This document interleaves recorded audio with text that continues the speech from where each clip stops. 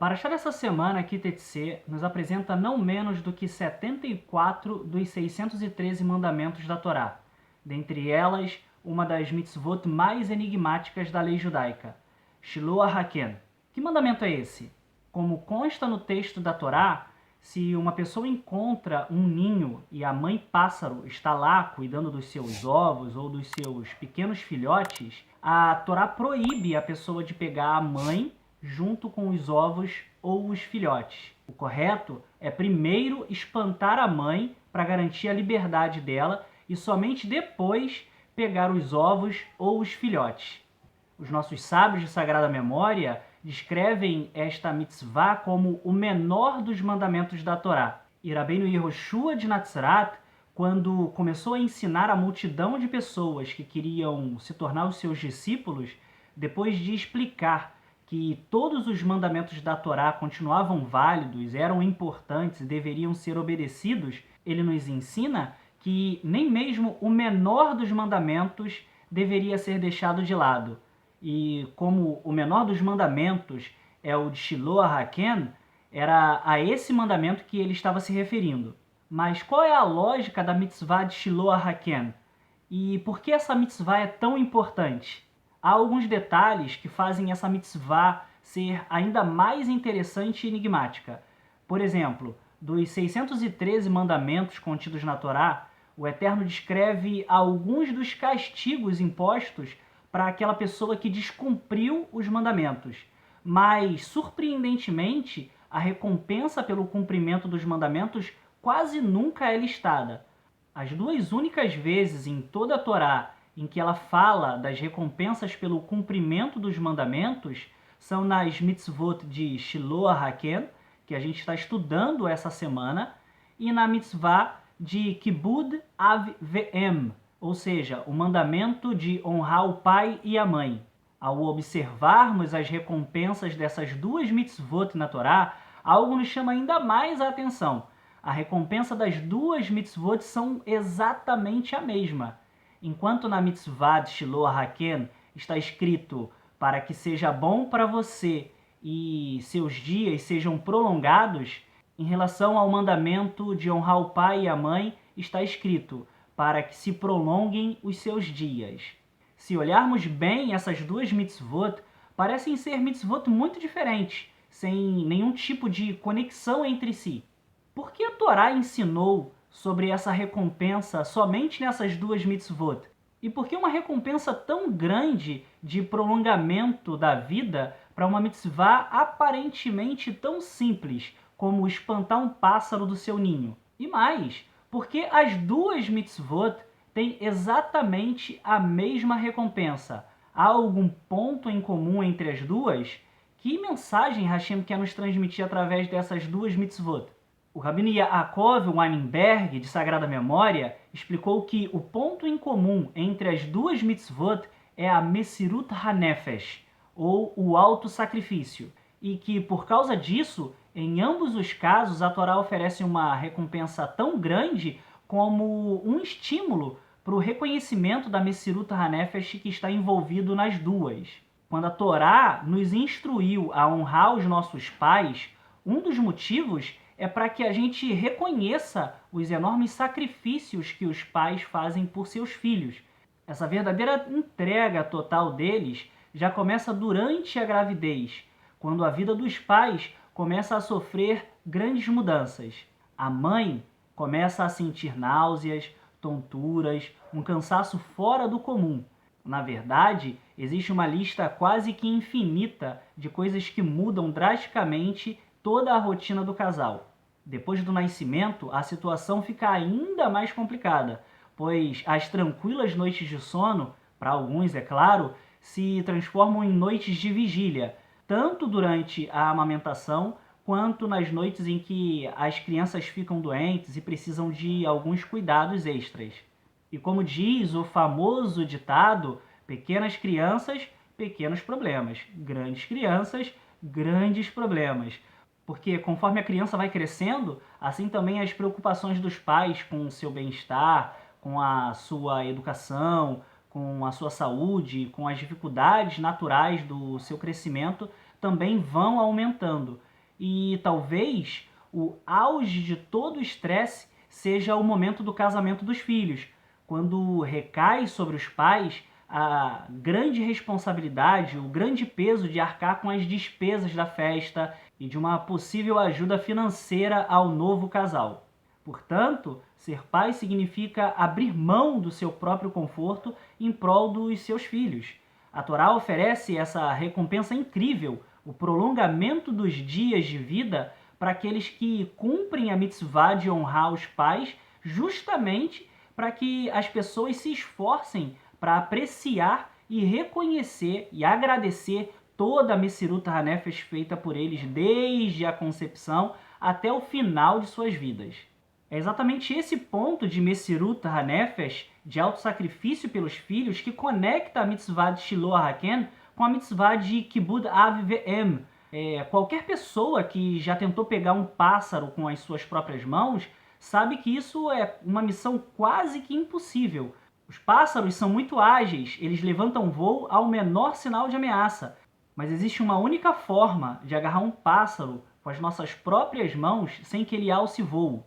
E seria exatamente no momento em que ele está no ninho, cuidando dos seus filhotes ou chocando os seus ovos. Por quê? Porque, como qualquer outra mãe, o pássaro está disposto a sacrificar a sua própria liberdade apenas para estar junto dos filhotes, tentando protegê-los de qualquer perigo. Essa é a essência da mitzvah de Shiloh HaKen. Ao nos obrigar a espantar a mãe, a Torá está nos proibindo de tirar vantagens do imenso sacrifício que uma mãe faz por seus filhos, que é parte do seu instinto maternal. Não podemos aprisionar o pássaro nos aproveitando desse momento de, entre aspas, fraquezas dele. E por isso, quando damos à mãe dos filhotes a sua liberdade, deixando ela ir embora, estamos evitando utilizar contra ela o atributo de se sacrificar pelos filhos. Ou seja, essa atitude também é uma forma de apreciar e reconhecer o ato de Messirut HaNefesh de uma mãe pelos seus filhos. E por isso, as duas mitzvot estão conectadas. Sendo assim, em ambas as mitzvot, pelo fato de a gente estar reconhecendo e apreciando o amor maternal e a enorme preocupação que os pais têm em relação aos seus filhos, nós acabamos nos tornando merecedores de receber uma recompensa tão grande quanto o prolongamento dos dias. E esse prolongamento dos dias vai muito além de viver anos aqui e agora, nesse mundo. Na verdade, esse prolongamento dos dias se refere à vida verdadeira que o Criador planejou para aqueles que o amam e guardam os seus mandamentos. E esse é o significado do ensinamento de Rabi Yehoshua, citado no início da nossa reflexão. O texto hebraico cria um paralelo incrível com a nossa paraxá. O texto diz: qualquer, pois, que transgredir um desses mandamentos, ainda que o menor deles, e assim ensinar os homens a fazerem a mesma coisa, será chamado Ben Hevel no reino dos céus.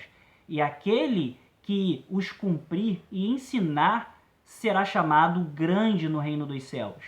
O termo Hevel, em hebraico, é uma palavra que define uma coisa efêmera, uma coisa passageira, mas também é usado como o nome próprio de um dos filhos de Adam Harishon, o primeiro ser humano, e normalmente é traduzido como Abel. Todos conhecem a história de Abel, que teve uma vida encurtada pela inveja e egoísmo de seu irmão Caim.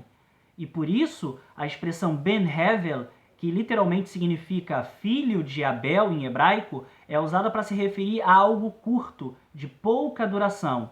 Segundo Rabbeinu Hamashiach, aqueles que transgridem o menor dos mandamentos da Torá, no julgamento final, serão designados exatamente assim.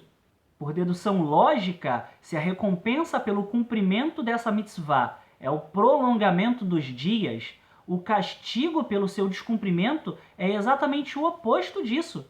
O encurtamento dos dias, a perda da vida reservada aos tzadikim, aos justos.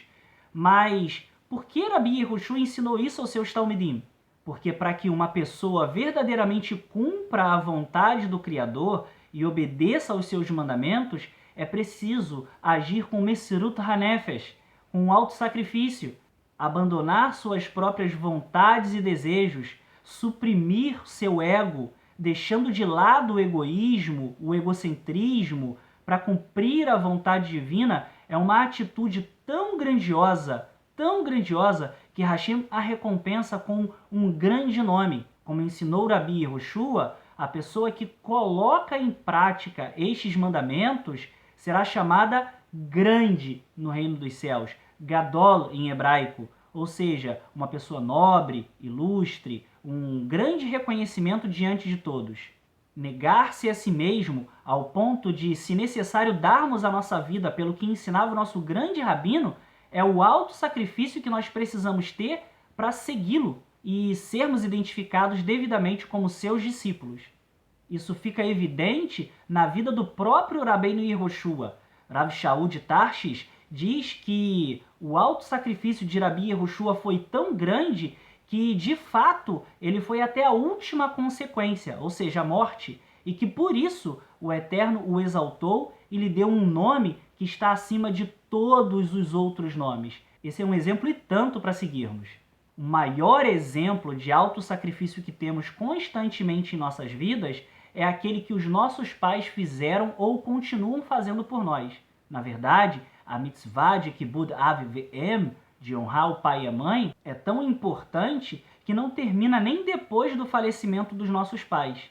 Mesmo depois que eles já partiram desse mundo, continuamos obrigados a honrá-los e a fazer tudo para elevar as suas almas. A Halahá, a lei judaica, exige que, ao se referir aos nossos pais, mesmo já falecidos, nós devemos fazê-lo sempre de uma maneira honrosa e respeitosa. E isso não se resume apenas às nossas palavras.